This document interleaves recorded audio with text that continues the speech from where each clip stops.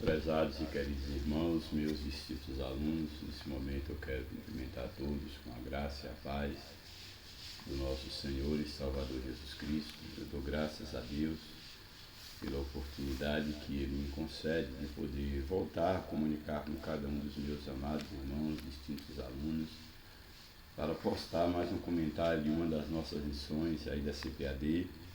Hoje nós temos aí a última lição desse primeiro trimestre do ano de 2025, a lição de número 13, de 30 de março de 2025.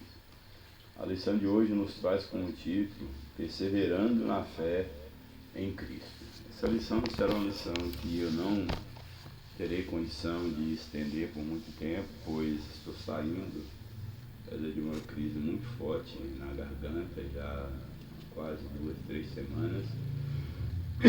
Houve uma semana aí que eu não tive condições de gravar de jeito nenhum. Semana passada eu gravei um vídeo curto comentando as 2 lições e hoje nós temos aqui já um pouco atrasado, mas estou registrando aqui o comentário dessa última lição. Espero em Deus que na próxima semana tudo já esteja se resolvendo e que eu tenha condição de estar já gravando a lição assim de uma forma mais confortável. Espero em Deus que a minha garganta já esteja melhor. Também fiz uma viagem aí uns 4 dias fora aqui da cidade de Vitória da Conquista, o que fez assim de uma certa forma agravar a minha garganta, já que eu ainda não estava bem. Mas eu louvo a Deus por tudo que Ele tem nos concedido aqui, pela viagem que fiz, o propósito sublime da viagem, e os irmãos que têm orado por mim, continuam orando por mim, para que o Senhor Ele continue cumprindo todos os seus projetos na minha vida, na minha casa, na vida da minha família. Portanto, estarei gravando aqui o que eu conseguir. O tamanho do vídeo eu não sei, eu creio que será bastante curto. E na próxima semana nós já estaremos numa nova lição. Inclusive já até recebi a lição aí do segundo trimestre, será esta lição aqui que estarei apresentando na próxima semana. E aqui, e o Verbo se fez carne, Jesus sob o olhar do apóstolo do amor. É uma lição maravilhosa. Eu creio que Deus terá muito para falar conosco através dessa lição. Vou logo para o comentário da lição, enquanto minha garganta está me dando condição. Então temos a lição de número 13, que nos traz como título, Perseverando na Fé em Cristo.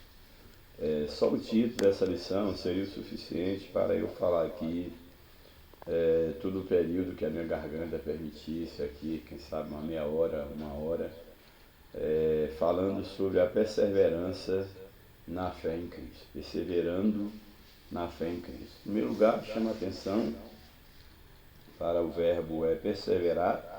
Perseverar é exatamente você permanecer fazendo algo que você está fazendo, perseverar, essa ideia de permanecer.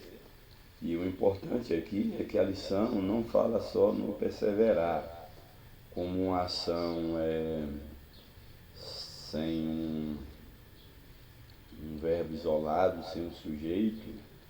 O verbo aqui ele não está no infinitivo, como também esse verbo aqui ele não está nas formas nominais do verbo. Nós temos 3, que é o infinitivo, o gerúndio, o particípio, o infinitivo, tendo aí o verbo principal, um verbo impessoal, e o seu verbo auxiliar, no caso aí, tendo a pessoa praticação. Então ele não está aqui no infinitivo. O verbo ele não está numa forma do particípio, que dá a ideia de um tempo, de uma ação já completada no passado, que seria perseverado. Perseverar seria infinitivo, perseverado, tendo perseverado, poder sido perseverado, seja lá qual for a construção aí da locução verbal, não está na forma nominal do particípio, que é essa ação já completada no passado. Mas chama minha atenção porque ele está no gerúndio, que é uma forma nominal do verbo que dá a ideia de uma ação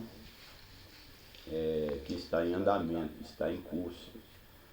No momento da fala e da ação, a ação está acontecendo. Por que isso é importante? Porque aqui nós temos a ideia do perseverando na fé em Cristo, deixando bem claro que a vida cristã, a vida de fé, ela é uma vida que ela não se concluiu no passado, não se conclui no presente, mas ela está em andamento para uma conclusão ou um coroamento no futuro. Ou seja, a perseverança dos santos, a perseverança do cristão, ela só faz sentido enquanto nós estarmos neste plano, enquanto nós estarmos nessa vida.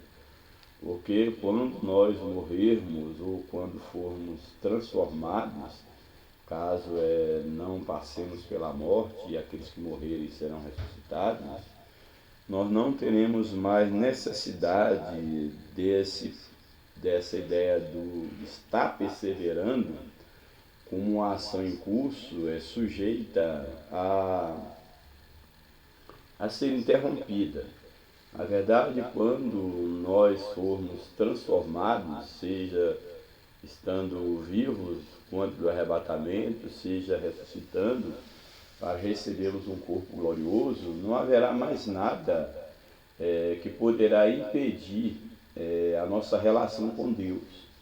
Nós estaremos totalmente, para sempre, livres de toda e qualquer ameaça de interrupção da nossa comunhão, da nossa caminhada com Deus.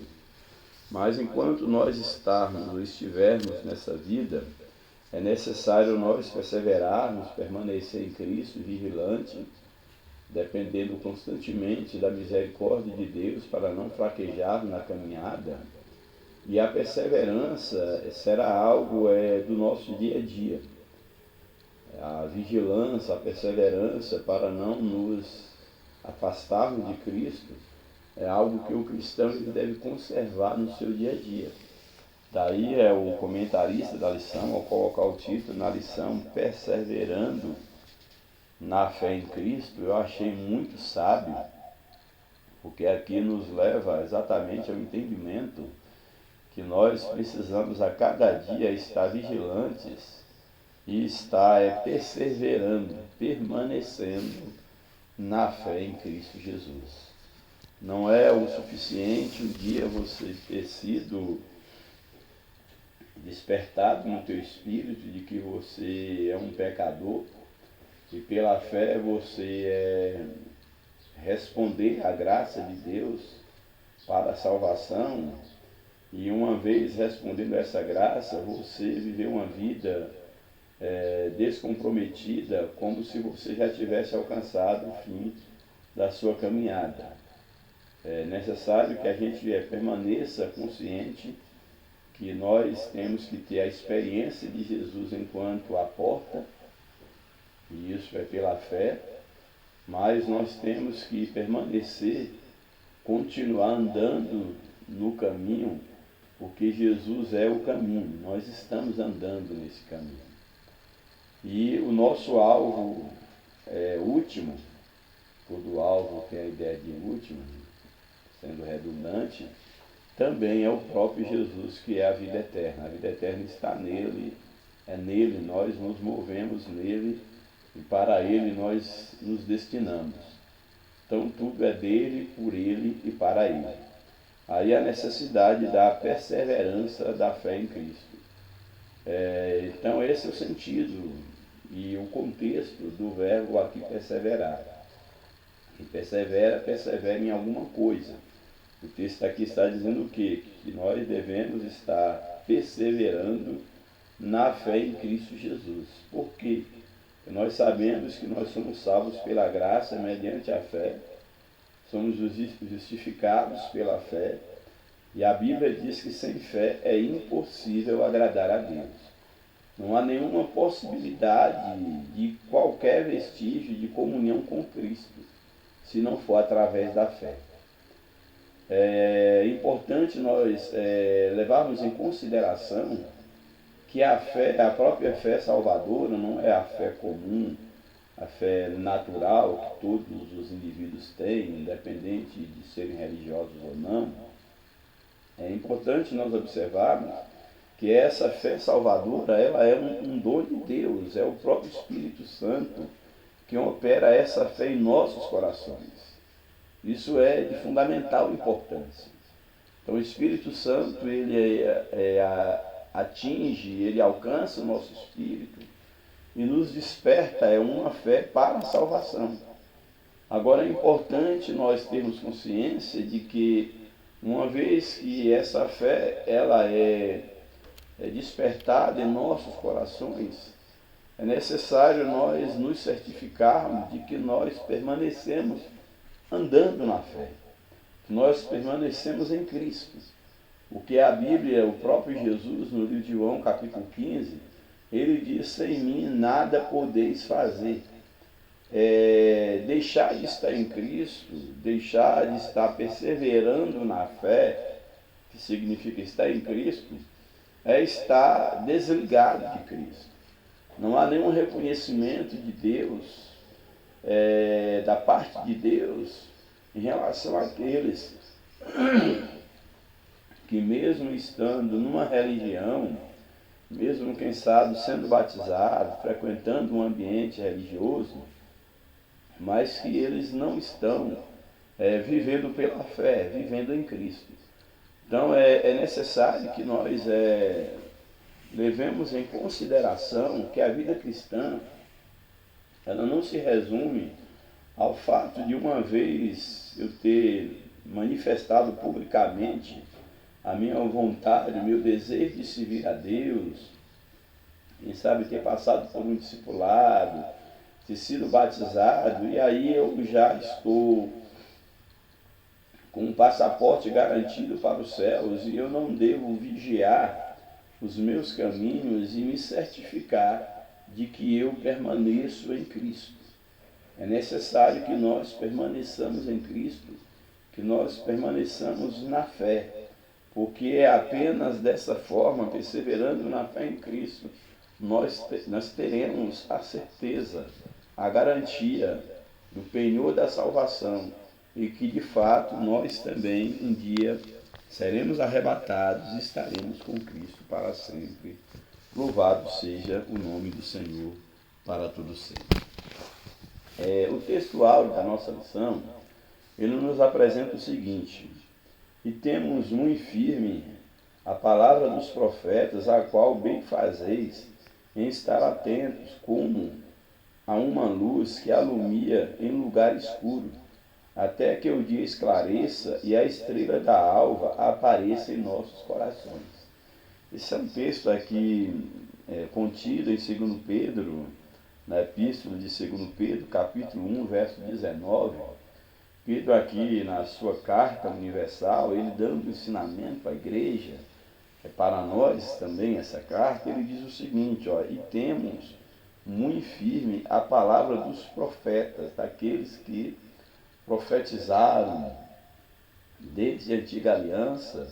Nós temos as palavras dos profetas e também nós temos as palavras dos apóstolos, dos quais Pedro é um, que recebeu a inspiração divina para falar, para estar dando continuidade ao Evangelho de Cristo. E aqui então Pedro está dizendo: e temos muito firme as palavras dos profetas, a qual bem fazeis, Pedro ensinando para a igreja daquele tempo e para a igreja atual. Palavra essa dos profetas, vinda da parte de Deus. Temos essa palavra aí, a qual bem fazeis. Se vocês estiverem atentos a essas palavras, a esses ensinamentos, porque esses ensinamentos são como uma luz que ilumina, que alumia, que é a linguagem, em lugar escuro. Sabemos que nós estamos, espiritualmente falando, a Bíblia diz que o mundo jaz em trevas. As trevas do pecado, ela tem aumentado a sua densidade, E a Bíblia nos chama para nós sermos luz do mundo.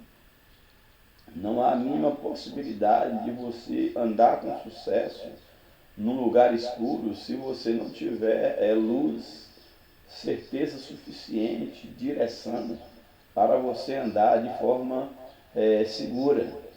E aqui o texto está dizendo que as palavras dos profetas, as escrituras sagradas, a Bíblia como um todo, podemos ampliar assim, é exatamente a luz para o nosso caminho, como nos diz o salmista: lâmpada para os meus pés é a tua palavra e luz para o meu caminho.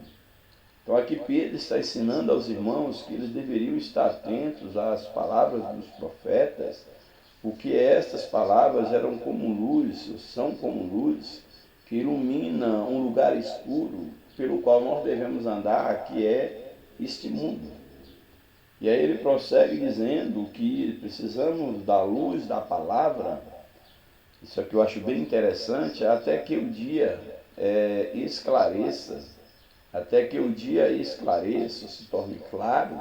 A ideia de esclarecer aqui tem o sentido de tornar claro, até que a noite passa e a estrela da alva apareça em vossos corações.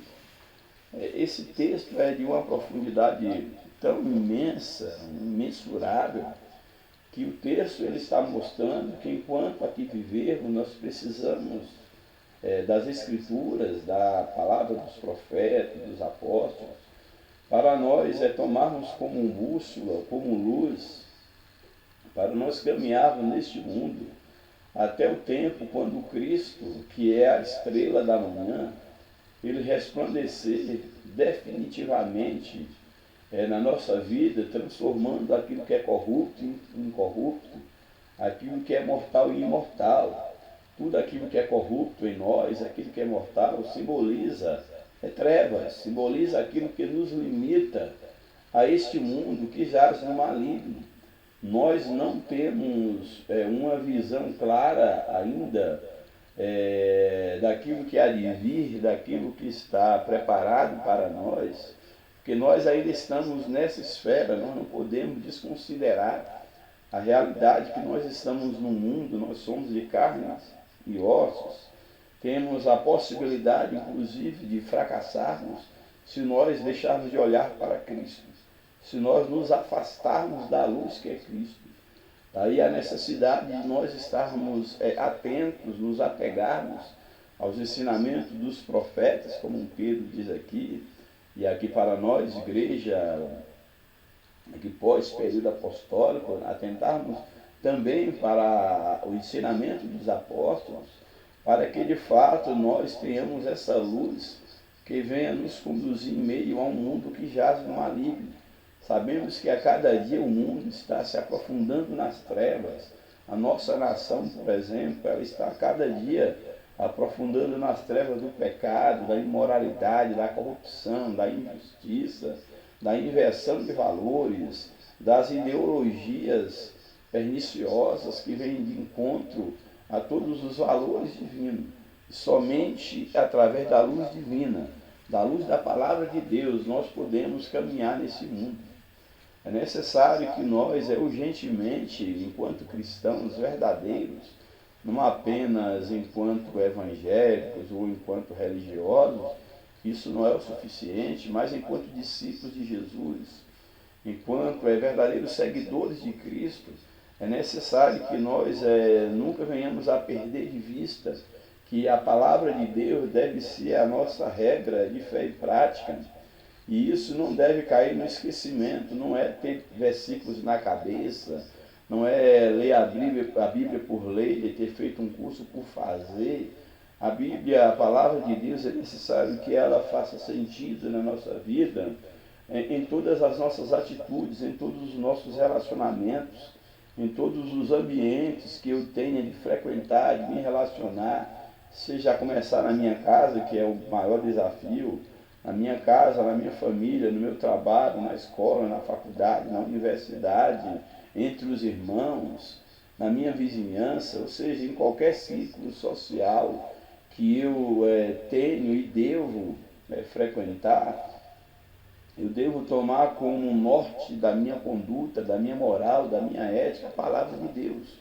O cristão ele não pode viver uma vida despreocupada, tentando, de acordo com o ambiente, ele desenvolver uma conduta para poder dar bem com todos, para ser bem visto aos olhos de todos, sendo que muitas vezes, ou muitas das vezes, na maioria das vezes, para que você seja aceito em todos os ambientes, sem que haja uma resistência, sem que você de uma certa forma não seja rejeitado, ou pelo menos não se sinta desencaixado, na maioria das vezes, para que isso aconteça, você tem que fazer concessão da sua identidade, e muitos têm corrido esse risco, porque tenta separar a identidade secular de identidade cristã.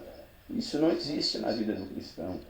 Você tem uma única identidade, você é o mesmo em sua casa, entre os seus irmãos, no ambiente cultico, no seu trabalho, nos vizinhos, na escola, na faculdade, na universidade, onde quer que você esteja, você só tem um padrão. Nós devemos seguir a ética do reino de Deus. O que é ética é ético. O que não é, não é. O que é certo, o que é errado, é errado.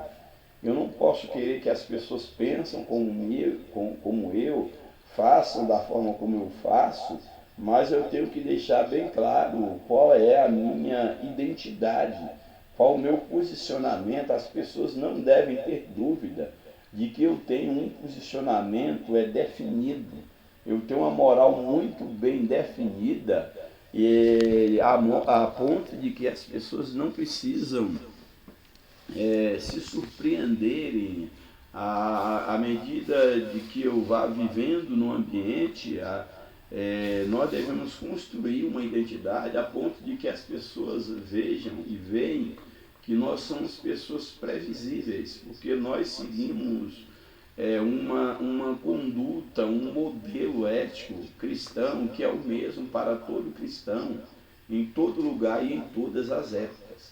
Essa tem sido a minha maior preocupação. Isso é fácil? Isso te deixa numa posição cômoda diante das pessoas? Não. Porque você, na maioria dos ambientes, você vai sofrer resistência, você vai ser visto como um conservador, como alguém aí com os vários apelidos e nomes pejorativos que tem recebido aqueles que têm sido conservadores da doutrina cristã, da ética cristã. Mas não importa, você não deve se preocupar com isso, porque a Bíblia nos ensina que nós não devemos nos amoldar, não devemos nos conformar com as práticas desse mundo. Não é que você tem que afastar das pessoas, não, pelo contrário, você tem que conviver com o máximo de pessoas possível, respeitar a liberdade de cada um, mas uma coisa é o respeitar o outro, outra coisa é ser conivente. Quando eu preciso me posicionar, se me é permitido posicionar, eu não devo fazer concessão da minha maneira de ver as coisas em hipótese nenhuma, ainda que isso venha custar a perda da simpatia por parte das pessoas, que venha trazer algum prejuízo material ou até mesmo um isolamento, um cancelamento. Eu não estou preocupado com isso. Mais importante de tudo para o cristão, usando a linguagem atual, é não ser cancelado por Deus. Se ser cancelado por um grupo, por uma rede social, você não deve estar preocupado com essas coisas. Tenha cuidado, vigie para que o seu nome não seja arriscado, você não seja cancelado do livro da vida, que é o mais importante. Louvado seja o nome do Senhor. Vou para a verdade prática, porque minha voz já está um tanto quanto cansada. A verdade prática nos apresenta o seguinte: a Bíblia Sagrada é o único, não existe outro, é o único instrumento moral e espiritual estabelecido por Deus para aferir nossa conduta diante de Deus, diante do Criador, da sociedade, da pátria e da família. Olha, essa verdade prática, essa afirmação, ela é de fundamental importância. Como aqui o título diz, é uma verdade que tem que ser prática em nossa vida. Olha, se nós formos observar o teor dessa afirmação, dessa proposição, ela está dizendo o seguinte, que a Bíblia Sagrada, a Palavra de Deus, para o cristão, não estou dizendo para o mundo, para o ímpio, que não tem nenhum compromisso com Deus, por sua vez não tem nenhum compromisso em ter a palavra como verdade, como palavra de Deus. Eu espero isso do mundo.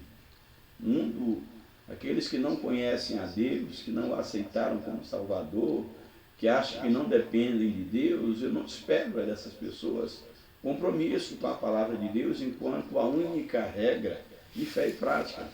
Mas para o cristão, para aquele que se diz cristão, como eu sou, é necessário que isso aqui seja uma realidade na nossa vida. A palavra de Deus, a Bíblia Sagrada, é o único instrumento em questão moral e espiritual para o guia do cristão. Existe a moral individual, existe a moral social, que deve ser observada, mas não é o suficiente. Aquilo que é moralmente correto numa sociedade não necessariamente significa que isso seja moralmente correto diante da ética divina, diante de Deus. Então, nem tudo que me é lícito me convém fazer enquanto servo e serva de Deus.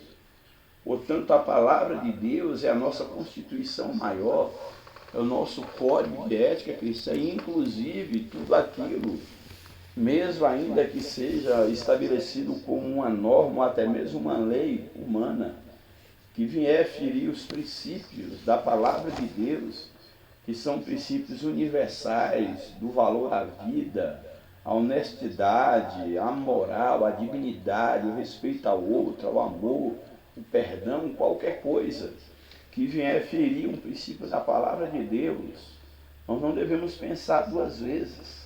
Antes importa obedecer a Deus do que aos homens. Isso é inegociável.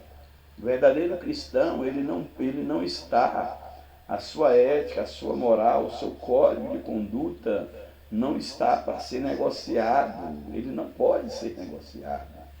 O verdadeiro cristão, ele tem que desenvolver uma vida com Deus, ao ponto de que a sua própria vida, enquanto um ser humano, ele não tenha mais como preciosa aos seus próprios olhos.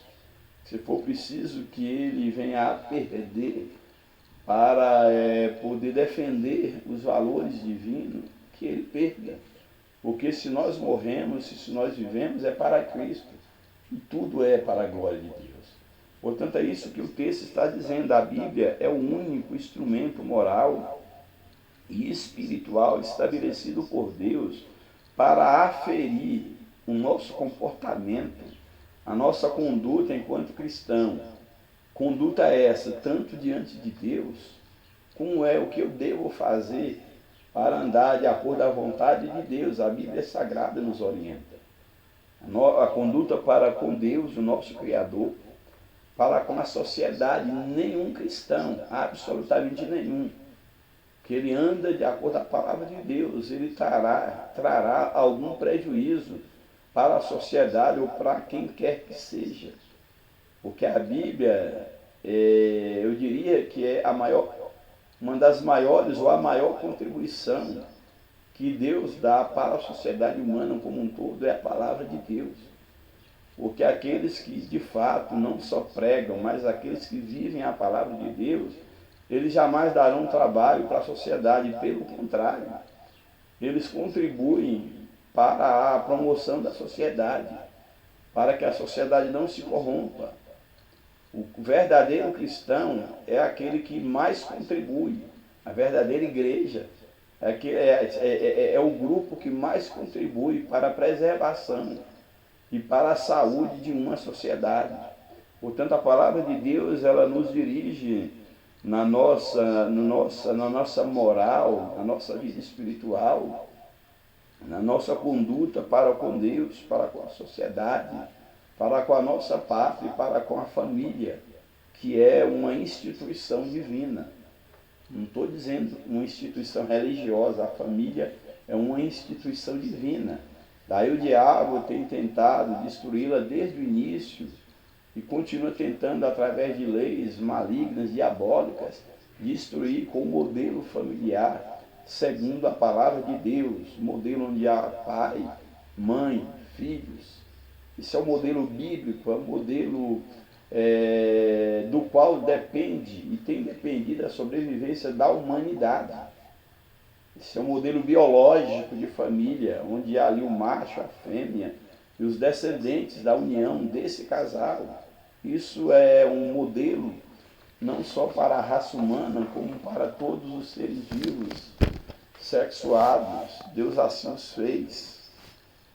Dentro da lógica da criação de todos aqueles seres vivos criados, com casais, o macho e a fêmea, todos aqueles que foi feito dentro dessa lógica de reprodução. Isso foi um modelo divino que não pode ser alterado e, portanto, não pode ser negociado à luz da palavra de Deus, que é o nosso manual de moral e de ética cristã. Vamos logo para a leitura bíblica em classe, para ver o que nós conseguimos ainda falar. Aí a leitura proposta pelo comentarista está no livro de 2 Timóteo, capítulo 3, o verso 10 ao verso de número 17. 2 Timóteo, capítulo 3, verso 10 ao 17. Nos diz aí o verso de número 10, Paulo dando um conselho ao seu filho na fé, Timóteo. Tu, porém, Paulo falando a Timóteo, tem seguido a minha doutrina, que não era de Paulo, que ele havia recebido de Deus. Entenda isso. Quando Paulo diz a minha doutrina, ou algum apóstolo fala da sua doutrina, ele não está falando necessariamente da sua doutrina, ele está falando em nome de Deus. Ele recebeu do Senhor aquilo que ele está transmitindo. Portanto, Paulo está aqui chamando a atenção de Timóteo. Tu, porém, tens seguido a minha doutrina, o meu modo de viver, tem sido o meu imitador, como eu tenho sido de Cristo. Tu tens seguido a minha doutrina, meu modo de viver, a minha intenção, você sabe que é glorificar a Deus. Tens seguido a minha fé, a minha relação com Deus, a longanimidade. Tenho sido exemplo de como ser longânimo, ter um ânimo longo, a paciência, o dar tempo, ser longânimo no ânimo. Tu tens seguido o meu amor. Paulo se deixava desgastar pelos irmãos, pela igreja, pelo seu filho na fé, Timóteo. Tens seguido o meu amor, a minha paciência, fruto do Espírito, na verdade. Mas também tu tens seguido as minhas perseguições, também tens sido perseguido, tem acompanhado, tu tens de fato acompanhado as minhas virtudes, os meus bons exemplos que tenho dado, e também as consequências da fé que eu prego. Tu também tens não só acompanhado, mas também seguido, passado também, experienciado as minhas perseguições e aflições, tais quais me aconteceram. Aí fala dos sofrimentos que Timóteo tinha acompanhado, me aconteceram em Antioquia, em Icônio, em Listra. Quantas perseguições sofri, e o Senhor de todas me livrou. Aqui Paulo já começa a dar o seu testemunho pessoal, colocando como modelo para Timóteo: você que tem seguido os meus ensinamentos, meu modo de viver, a minha fé, a minha longanimidade, amor, paciência, tu também tens ciência, tens conhecimento do meu sofrimento, das aflições que eu tenho enfrentado em Icônio, em Antioquia, em Listra, quantas perseguições sofri, e o Senhor me livrou de todas. Ou seja, o Senhor esteve comigo diante das perseguições. E aqui Paulo está querendo dizer com isso que Timóteo deveria permanecer firme na fé, porque da mesma forma que o seu mestre, o seu pai na fé, havia enfrentado todas essas dificuldades, mas o Senhor havia dado vitória a ele, não seria diferente com Timóteo e com os demais servos do Senhor. Essa é a orientação de Paulo e que serve também para nós. O Senhor está conosco, porque nós pertencemos ao Senhor. E esta obra, ela é do Senhor. Certamente o livramento vem da parte do Senhor. Aí verso 12, e também todos os que piamente querem viver em Cristo Jesus, que Paulo está ensinando para nós e para Timóteo, que todos aqueles que querem viver piamente, verdadeiramente, ter uma verdadeira vida de piedade segundo Deus, não como uma fonte de lucro, todos aqueles que querem viver piamente em Cristo Jesus padecerão perseguições. Então você não deve estranhar quando você for perseguido, você for incompreendido, você for rejeitado, você ser um voto vencido. Não se surpreenda, porque todos aqueles que se viram a Cristo piamente, eles foram incômodos. Inclusive os próprios profetas mandados para a nação de Israel, seu próprio povo, no caso ao qual os profetas pertenciam, os reis, etc., eles rejeitavam os profetas. Os profetas eram vistos como perturbadores de Israel. Porque seria diferente conosco? Porque eu estaria incomodado quando alguém percebe que a minha presença, de uma certa forma, traz um peso no ambiente, no sentido de ser um incômodo, de que eu esteja desencaixado, de que parece que a balança não equilibra porque há um corpo estranho no ambiente. Você não deve se incomodar com isso, de hipótese nenhuma. Isso é até bom, porque percebe que você está tendo a sua identidade. Se você, como cristão, você entra num lugar e sai, e ninguém percebe a sua presença, alguma coisa está errada. Se é um ambiente onde as pessoas não professam a mesma fé, não têm a mesma identidade espiritual que você tem, você deve ser notado. E ser rejeitado, estar desencaixado do lugar, isso deve ser a coisa mais natural que exista. Então aqui o texto está dizendo que todos os que querem seguir a Cristo piamente, eles padecerão perseguições, não importa o nível e o contexto aí da rejeição, mas sofreriam perseguições. Verso 13, mas os homens maus, aqueles que não temem a Deus, e maus, enganadores, mentirosos, falsos, que não temem a Deus, Paulo diz o quê? Que eles irão de mal a pior. Ou seja, eles afastarão de Deus, trarão sobre si recompensa da sua maldade, e eles ainda abundarão em maldade. O que Paulo está dizendo aqui é exatamente que esses homens irão de mal a pior, ou seja, que é uma possibilidade de que esses homens piorem mais ainda. No livro de Apocalipse diz que o justo, enquanto Cristo não vier para consumar todas as coisas, que o justo continua fazendo justiça, e o injusto, ele continua na injustiça. Então ninguém é tão ímpio que não possa piorar, e ninguém é tão santo, tão justo que não possa melhorar, que não possa crescer em justiça. Então o que Paulo está dizendo é que os que seguem a Cristo piamente, eles padecerão perseguição, enquanto os homens maus, enganadores, mentirosos, imorais, eles vão piorar. Eles irão de mal a pior, enganando uns aos outros e sendo enganados, porque essa é a recompensa. É isso que colhe todos aqueles que vivem no erro. Você só pode colher o que você planta. Isso é muito interessante. Ao verso 12, tu porém, Paulo aconselhando a Timóteo, tu porém, permanece naquilo que aprendeste e de que fostes inteirado, sabendo de quem o tem aprendido. Eu acho essa parte do texto muito profunda, porque Paulo aqui, em primeiro momento, ele chama a atenção de Timóteo e diz, olha, tu porém, permanece naquilo que tu aprendeste. Aqui parte do princípio que Timóteo teve bons mestres, porque se ele não tivesse tido os bons mestres, Paulo não estaria aconselhando a permanecer naquilo que aprendeu. Paulo estaria trazendo, indicando a ele outros mestres, outros tutores. E é interessante observar que Paulo era um dos mestres de Timóteo. Mas Timóteo teve a influência de Paulo, teve a influência da sua mãe e a influência da sua avó. Então Paulo aqui, e boas influências. Então Paulo está dizendo, olha, você permaneça naquilo que você aprendeu, de quem você foste inteirado. O que é alguém inteirado? Inteirado é alguém que tem domínio, que conhece, que tem ser inteirado no assunto, é você dominar o assunto.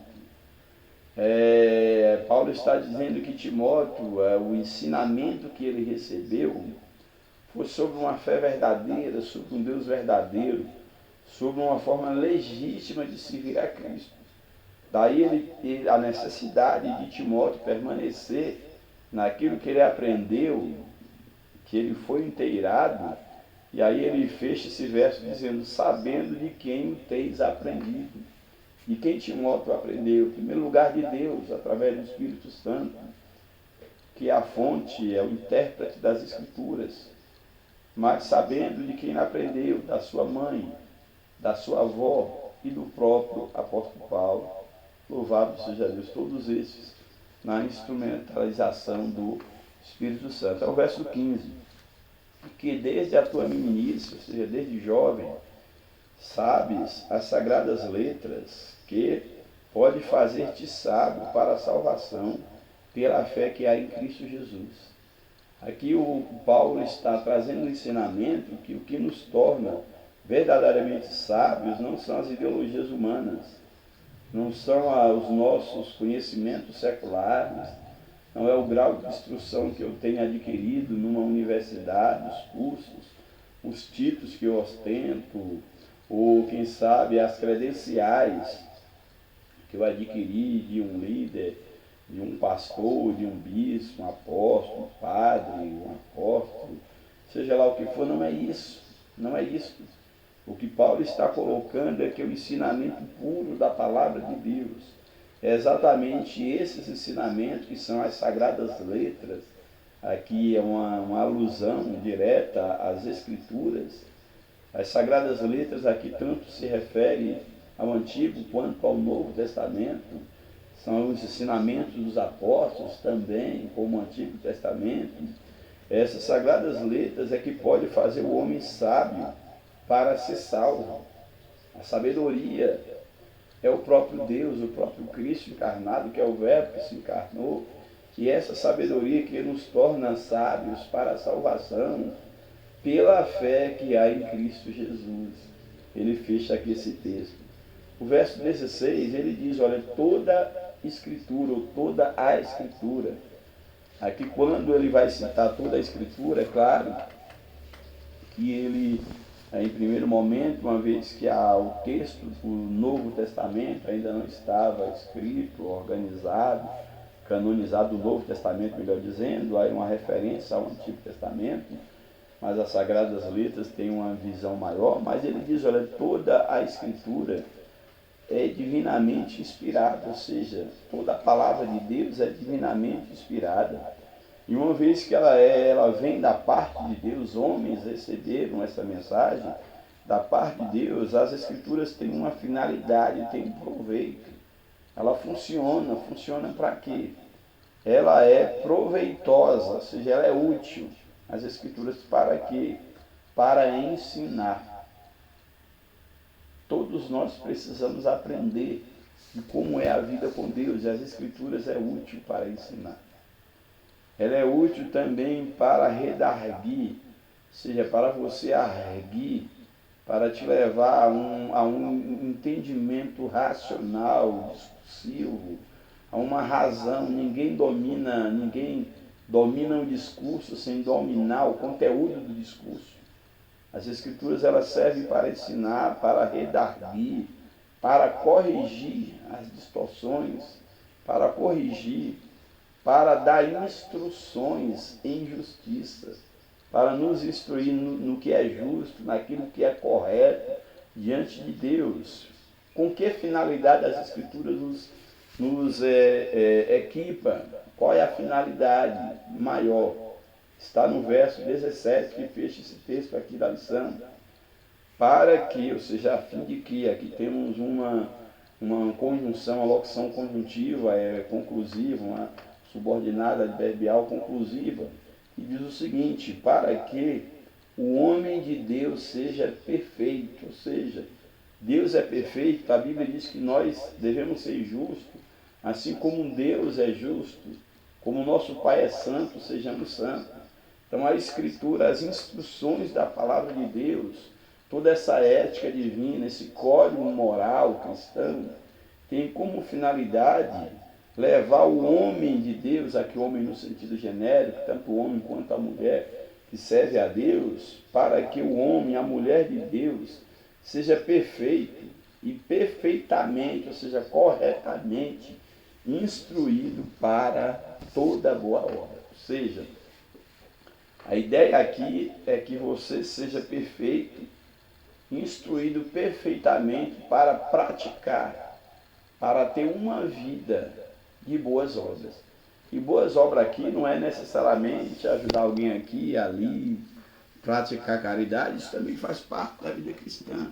Mas quando diz que tudo isso é para que nós sejamos instruídos para toda boa obra, é exatamente para fazermos tudo aquilo que é a vontade de Deus. Todo o conselho de Deus, todo o propósito de Deus, nós vamos abraçar e vamos colocar em prática se nós somos instruídos pela palavra de Deus, pelos ensinamentos dos profetas e dos apóstolos. Louvado seja o nome do Senhor. Eu vou agora para a leitura aí do comentário da lição. Eu vou pontuar poucas coisas, porque de fato a minha garganta já não me permite. A introdução diz o seguinte: as religiões mundiais e os movimentos dissidentes delas possuem diversos escritos sagrados. No cristianismo, a fonte de autoridade é a Bíblia, enquanto as diversas religiões têm os seus livros paralelos à Bíblia e às vezes com autoridade igual, até maior do que a Bíblia, e outros nem a Bíblia tem. Nós só temos a Bíblia, é o único livro de regra de fé e prática do verdadeiro cristão. Não há nenhum livro de um teólogo, nenhum livro que tenha valor como obra inspirada por Deus. Ler um bom livro de teologia é importante, sim, mas todos os livros, por maior que seja o teólogo, por grande nome que ele seja na autoridade no campo da teologia, esses livros devem ser submetidos ao escrutínio da palavra de Deus.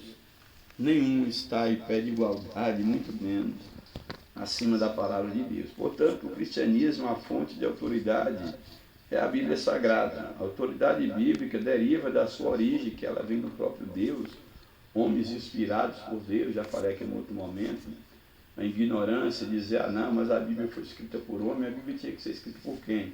Não pode ser por homem. Se um anjo viesse escrever a Bíblia, se Deus escrevesse a Bíblia com a linguagem de Deus, que valor? Seria mais criticado ainda, seria mais desprezada a Bíblia se nós disséssemos que foi um livro escrito por um Deus, ou por um anjo. Seria ridículo. Então a Bíblia só pode ser escrita por homens, assim como tem homens que têm a sua inteligência, a sua inspiração na natureza, ou no conhecimento, e ele consegue escrever bons livros que nós consideramos bons clássicos, grandes filósofos, etc., e alguns deles de existência até duvidosa, mas ninguém questiona a sua obra.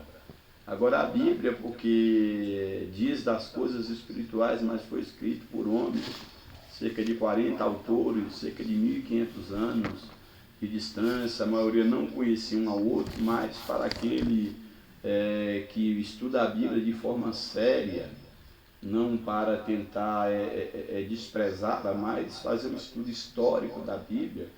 A Bíblia é um livro histórico, ele pode ser comprovado historicamente, todos os fatos ali revelados. O cristianismo é uma religião que precisa da história para sobreviver. Os fatos da Bíblia são contados, que pode ser acompanhado, buscado e pesquisado pela arqueologia, pela história.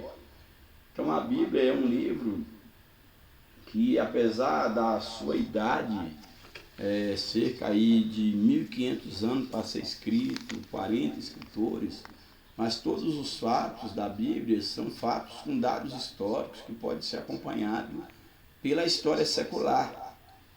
Portanto, a Bíblia é um livro digno de confiança, sim, porque ela se coloca a ser avaliada à luz da história. Agora, é claro que nós sabemos que existem coisas, e a própria razão sabe, existem coisas que a razão não dá conta, existem os limites da razão. A esfera do conhecimento do homem não é só a razão é apenas uma esfera do conhecimento.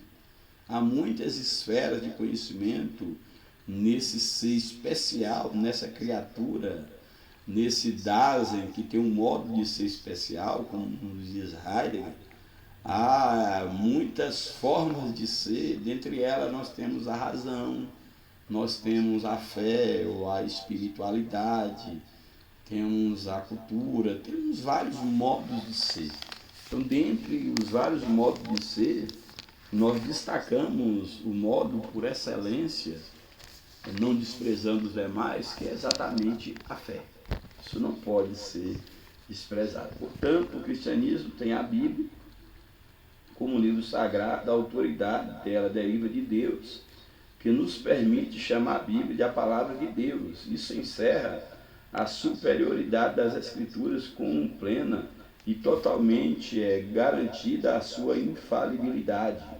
Mas não faltam quem indevidamente reivindica essa mesma autoridade ou até mais que as Escrituras. Muitos que acham, escreveram livros que eles estão em pé de igualdade ou até mesmo acima das Escrituras, mas sabemos que de fato não. Primeiro tópico da lição: diante das heresias é preciso perseverança. Primeiro subtópico: os falsos mestres. As duas epístolas a Timóteo, classificadas como justiças, reclassificadas com justiça como epístolas pastorais, essas epístolas a Timóteo, escrevendo Paulo ao pastor a Timóteo, e se eram epístolas pastorais, eu falei aqui, a ideia da uma epístola universal, mas são epístolas pastorais que têm um cunho universal, uma instrução para o pastor Timóteo e todos os pastores, que por sua vez em todos os lugares iriam pastorear as igrejas de Cristo. Portanto, as duas epístolas a Timóteo, classificadas com justiça, como epístolas pastorais, juntamente com a epístola de Tito, que é um outro discípulo de Paulo, destacam-se também pelo seu caráter apologético, ou seja, de defesa da fé cristã. Seu caráter apologético são refutações às heresias refutações contra as heresias, as fábulas ou genealogias intermináveis. A expressão falsamente chamada ciência, que é um dos termos que aparece em 1 Timóteo 6,20, para combater as falsamente chamadas ciências, sem dúvida é um combate ao pensamento gnóstico, que achava que pelo conhecimento o homem podia conhecer tudo, apenas pela razão, a razão como sendo aferidor de tudo. Então, certamente essa ideia da falsa ciência que combatida, sem dúvida, é um combate ao pensamento gnóstico, que começou a surgir e chegou ao ápice no século II. No século II, Irineu de Leão, por exemplo, em 135-204, combateu tal sistema em sua obra Contra as Heresias. O apóstolo Paulo está combatendo dois principais grupos heréticos em sua geração, os gnósticos de sua geração, como também combateu as heresias judaicas, também de sua época, os falsos doutores da lei, da circuncisão e as fábulas judaicas, que tentava competir com o Evangelho de Cristo, atrapalhar o verdadeiro Evangelho de Cristo. Então aqui mostra a necessidade de perseverança e vigilância diante dos falsos mestres e das suas heresias. Subtópico 2, a experiência apostólica. O apóstolo elogia a perseverança de Timóteo na fé e na doutrina em tempos tão difíceis. Timóteo permanecia e ele era elogiado por sua fé por meio do apóstolo Paulo. As perseguições são uma referência à experiência da primeira viagem missionária, juntamente com Barnabé, que Paulo sofreu. É verdade que Timóteo se integrou à comitiva de Paulo em Listra, na sua segunda viagem missionária, mas participou das viagens de Paulo. Isso aconteceu depois dessas perseguições, e Timóteo, nessa época, ainda não fazia parte da comitiva paulina dessa primeira viagem. Contudo, deve ter sido testemunha ocular de alguma dessas perseguições, pois vivia na região e sua mãe era crente, sem dúvida, membro da igreja. Então aqui Paulo, Timóteo, tinha consciência das experiências que o apóstolo Paulo havia passado. Subtópico 3, entendendo o querer. O verbo querer, em todos os que nessa passagem, o verbo querer, quando aparece na frase, na expressão, todos os que piamente querem viver em Cristo Jesus padecerão perseguições. A expressão querer aqui, o comentarista vai fazer aqui uma observação, é mais que um simples desejo, mas uma resolução. A ideia aqui do querer viver piamente não é apenas um ideal, não, eu quero ser cristão. Quantos querem, mas não conseguem? Na vida cristã, a fé não é meramente uma questão de querer, de desejar. A fé cristã é uma resolução, é uma decisão viver pela fé. Não é só querer. Como diz o adágio popular, querer não é poder. Não basta você querer seguir a Cristo, querer ser crente, querer ser salvo. Você tem que tomar uma resolução, você tem que decidir. E o caminho é árduo, os desafios são grandes, porque não é você quem vai viver a vida, é Cristo que vai passar a viver em você.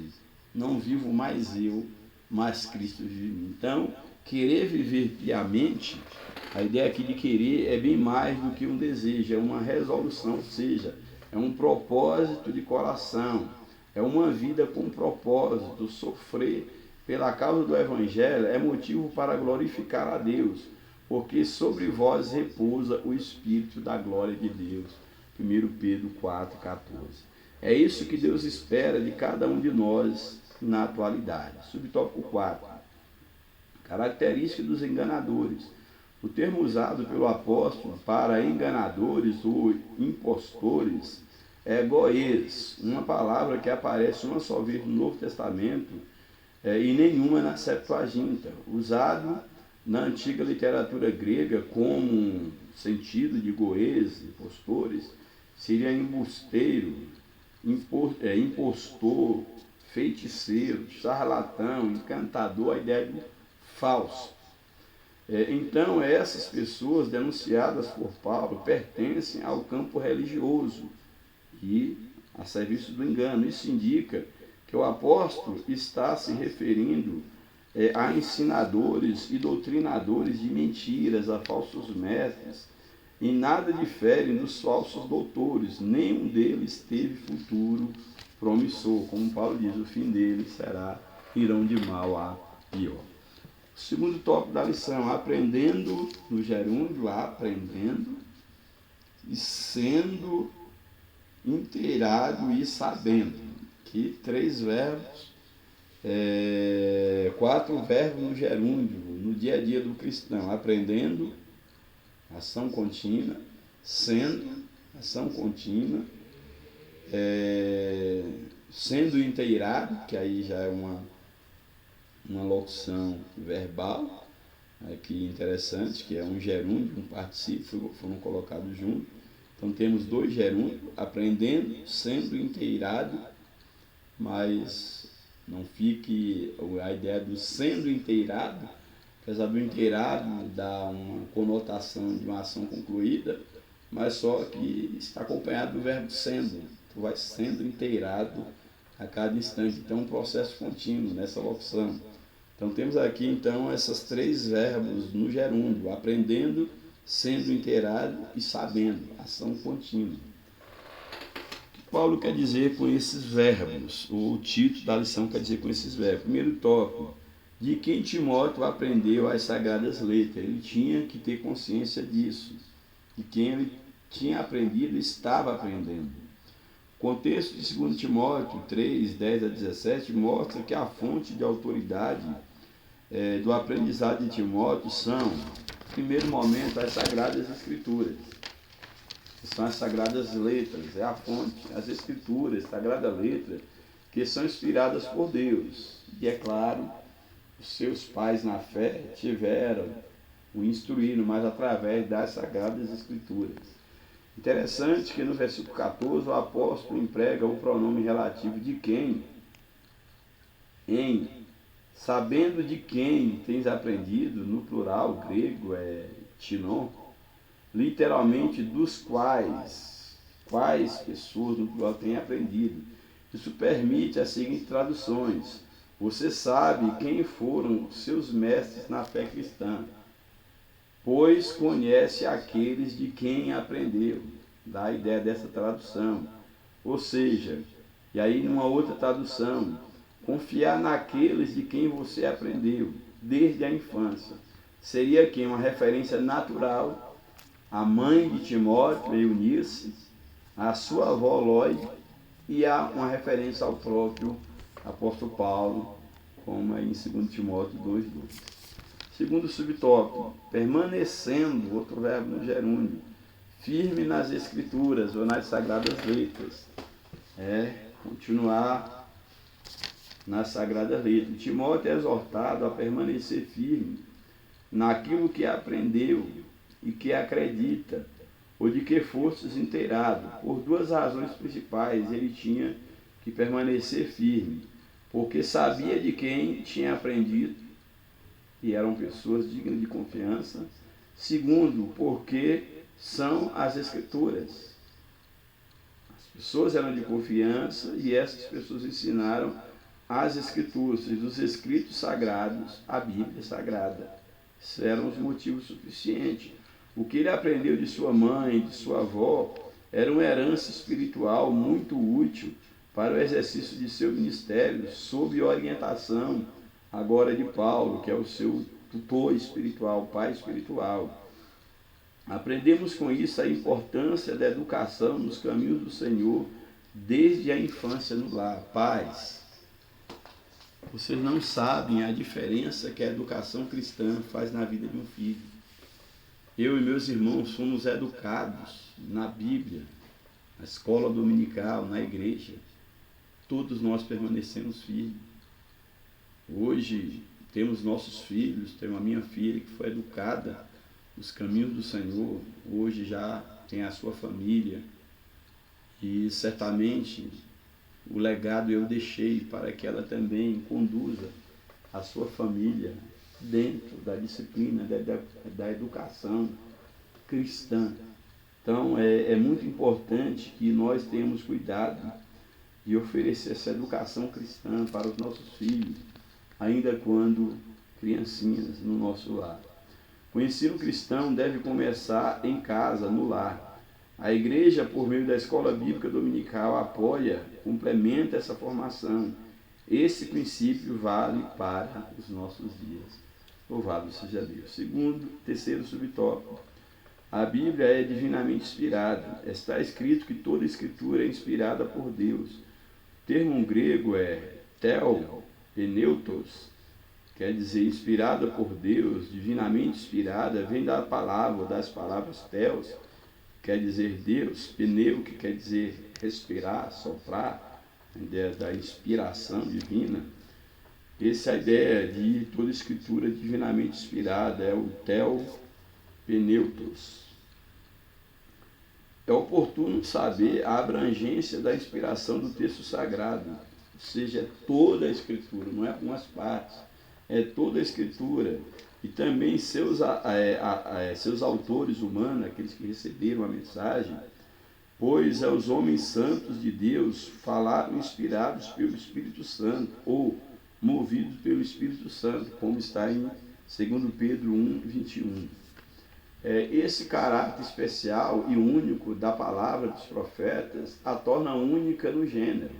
Ela pode fazer qualquer pessoa, a Bíblia pode fazer qualquer pessoa sábia para a salvação em Jesus, e é proveitosa para ensinar, repreender, corrigir, instruir em justiça. Nenhuma literatura no mundo possui essa prerrogativa. Nenhuma literatura no mundo tem esse poder de transformar a vida do homem.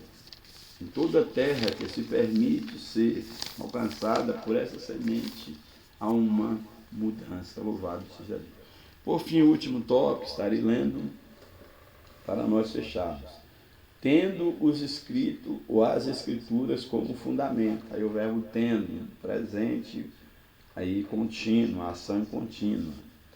Autoridade, primeiro subtópico, autoridade apostólica. A igreja se submete inquestionavelmente à autoridade dos apóstolos do Novo Testamento, sem dúvida, sabendo que essa é a vontade de Deus. Se os evangelhos de Mateus e Lucas, ou pelo menos um deles, são colocados no mesmo nível do Antigo Testamento, como a Bíblia aí, 1 Timóteo 5, 18, Deuteronômio, 25:4, Mateus e outras referências, da mesma forma as epístolas paulinas. Aí tem as referências, 2 Pedro 3, 15, 16. Isso é uma forma de reconhecer definitivamente o Novo Testamento como escritura inspirada. Assim, todos os livros da Bíblia têm o mesmo grau de inspiração e a mesma autoridade. Logo, devemos dar a mesma atenção e credibilidade tanto aos profetas do Antigo Testamento como aos apóstolos do Novo Testamento, que tenho falado desde o início. Segundo subtópico, abrangência. Em muitas passagens do Novo Testamento, o termo escritura, ou no plural escrituras, se refere ao Antigo Testamento algumas dezenas de vezes, como passagem de Mateus, citada por Jesus, os apóstolos, etc. Mas o contexto da expressão paulina, toda a Escritura é inspirada por Deus. Esse contexto não se restringe apenas ao Antigo Testamento, já é a Escritura como um todo. Não se restringe apenas ao Antigo Testamento, e sabemos disso porque a intenção do Espírito Santo é mostrar que se trata de todos os 66 livros da Bíblia. Para que vos lembreis, aqui é uma referência bem importante, para que vos lembreis das palavras que primeiramente foram ditas pelos santos profetas aqui no Antigo Testamento, e do mandamento do Senhor Jesus, do Senhor e Salvador, que é Jesus Cristo, mediante tanto que Jesus ensinou, como os mandamentos ensinados, dados por Jesus e que foram passados mediante os apóstolos. Está aí, 2 Pedro 3:2, mostrando exatamente que todos esses ensinamentos deveriam ser lembrados como parte das sagradas letras. Portanto, Antigo e Novo Testamento são palavras de Deus. Por fim, o último subtópico, o Manual de Deus. Além de ser valiosa para os 4 propósitos pastorais, a Bíblia tem 4 propósitos pastorais, que ela é proveitosa para quê? Para o propósito de pastorear a igreja. Ela é proveitosa para ensinar, para redarguir, para corrigir, para instruir em justiça. Não somente para os obreiros, que vão usar isso para liderar a igreja, mas para equipar qualquer pessoa que leia as Escrituras, para que ela seja perfeitamente instruída para toda boa obra. Estaríamos à deriva no mundo sem essas palavras, pois elas nos levam à luz de Cristo, a Bíblia Sagrada. Por fim, a conclusão. A Bíblia é um guia seguro para toda a humanidade, não somente para a igreja. Ela é a única revelação de Deus escrita para o ser humano. É a fonte de autoridade espiritual para aferir a nossa conduta diante de Deus, da sociedade e da família. Ou seja, a Bíblia é o único livro inspirado por Deus. Não temos outro. É o único, é a Bíblia Sagrada. Trata-se de uma orientação segura para a vida humana, para a nação de Israel, para a igreja, bem como as exortações para o mundo, incluindo o aspecto, a Bíblia tem instruções no aspecto político, social, religioso, para todas as nações. Que Deus nos ajude, que Deus nos abençoe, que nós possamos valorizar a palavra de Deus e que nós possamos perseverar na fé que um dia foi repartida aos santos, na fé em Cristo Jesus, e nunca nos afastarmos das sagradas letras, que é a palavra de Deus, que é a Bíblia Sagrada. Que Deus os ajude, que Deus os abençoe.